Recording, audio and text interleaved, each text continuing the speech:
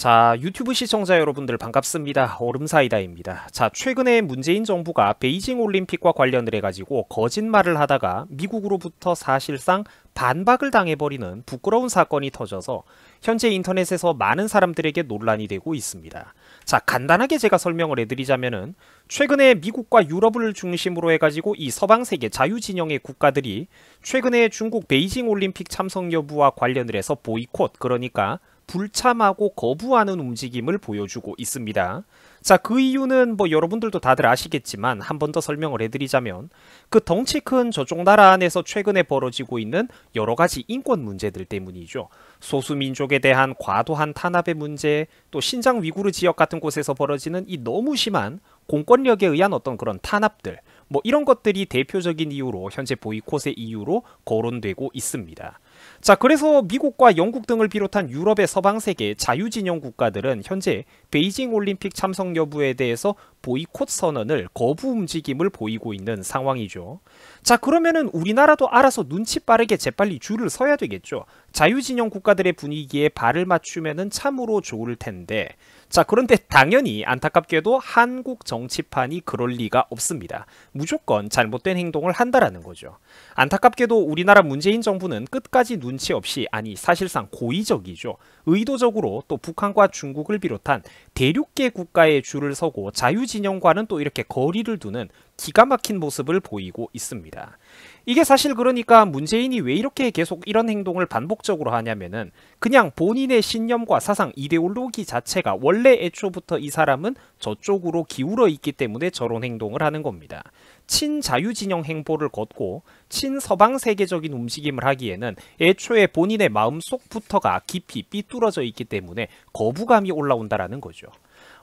그래서 저 같은 사람들, 그러니까 현명한 어떤 우리나라 국민들은 저런 사람의 정체성을 알고 있었기 때문에 제발 좀 이 양반을 찍지 말라고 5년 전에 그렇게 애걸복걸을 했던 것인데, 어쨌든 참 안타깝게 되었죠.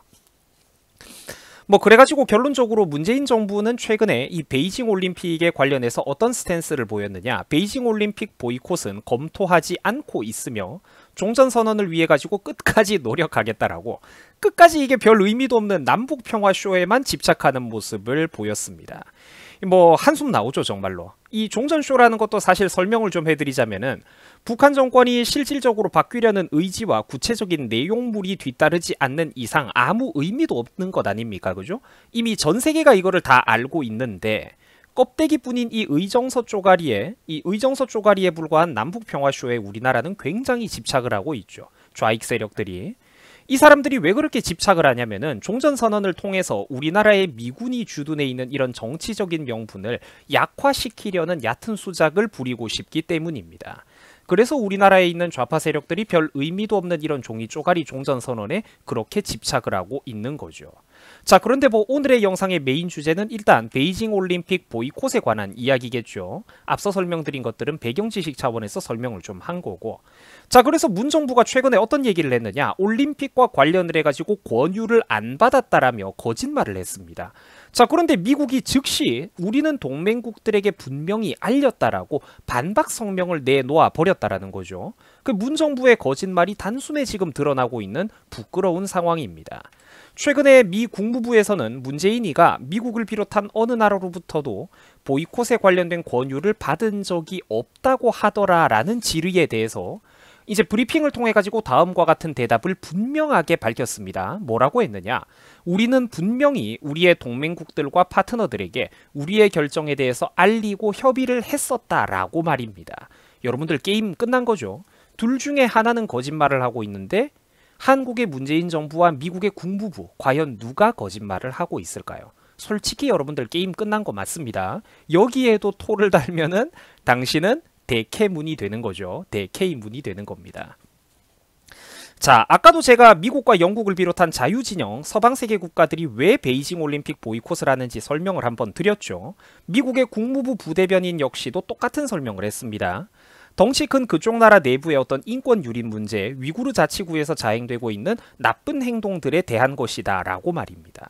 자, 이거는 현재 자유진영 국가들이 올림픽을 대부분 불참 선언을 하고 있는 이런 이례적인 현상의 주된 이유가 되는 것이고, 대한민국도 당연히 개개인들의 인권을 존중하는 자유진영 국가라면 당연히 불참을 하는 게 맞겠죠. 하지만 안타깝게도 문정부는 그러지 않고 줄을 이상한 곳에다가 서고 있다라는 겁니다. 이게 문제의 핵심이죠. 이래서 여러분들 정치를 똑바로 뽑는 게 너무나도 중요합니다. 정치인과 정부가 어리석고 위험한 판단을 한번 잘못 내려버리면은 우리같이 거기에 반대를 하는 똑똑하고 현명한 국민들도 그냥 한 세트로 묶여서 따라가고 그 대가를 함께 치르게 되기 때문입니다.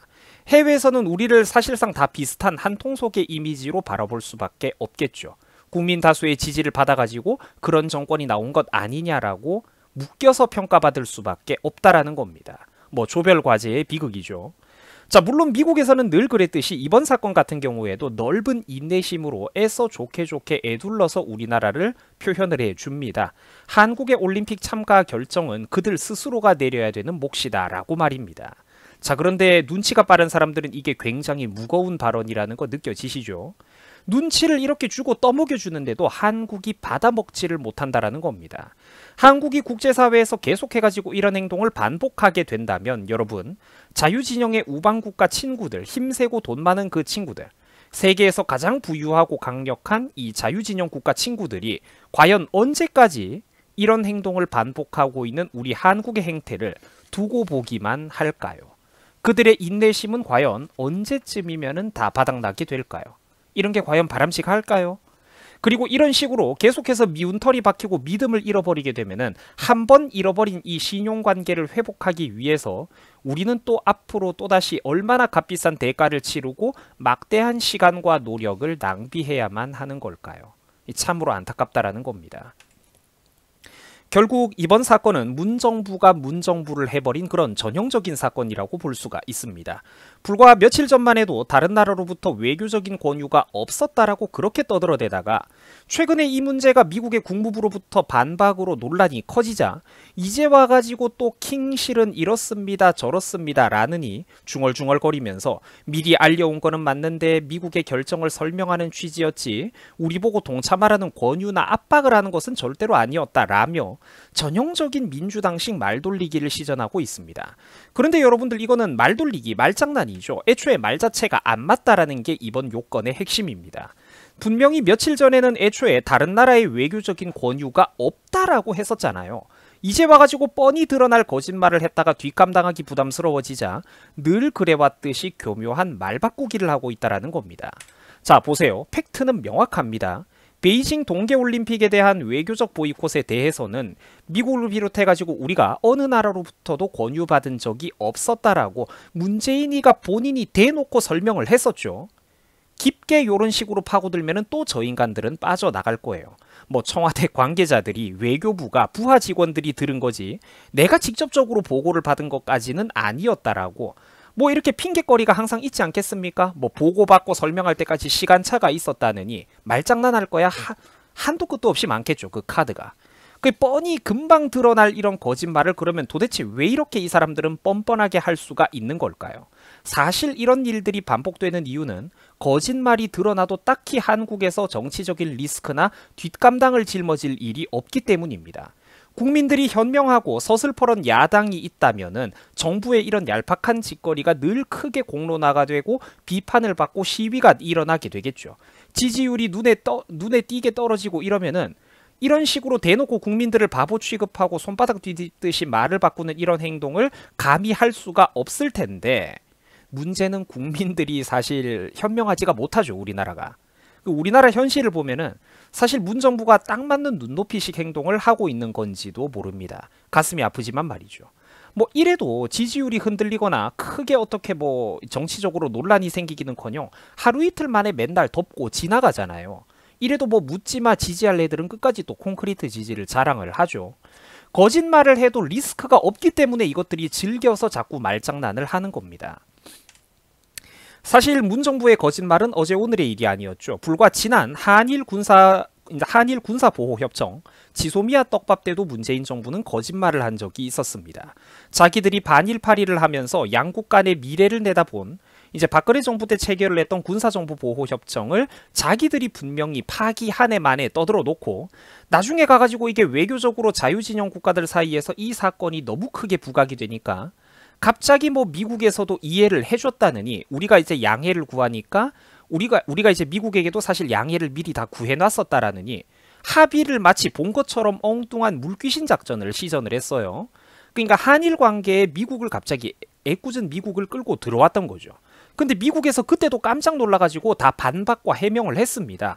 절대로 자기들은 문재인 정부로부터 이런 거를 전달받은 사실이 없었으며 한일 지소미아 문제와 관련을 해가지고는 오로지 문재인 정부의 결정으로 내려진 것들이다라고 한국 정부가 아니라 정확하게 문재인 정부라고 지칭하는 매우 이례적인 반응을 보였다라는 거죠.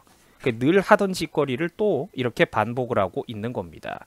부디 국민들이 진실로 깨어나야지만 이런 얄팍한 짓거리들이 사라질 수가 있을 텐데 이 참으로 걱정스럽습니다. 여러분 수고하셨습니다.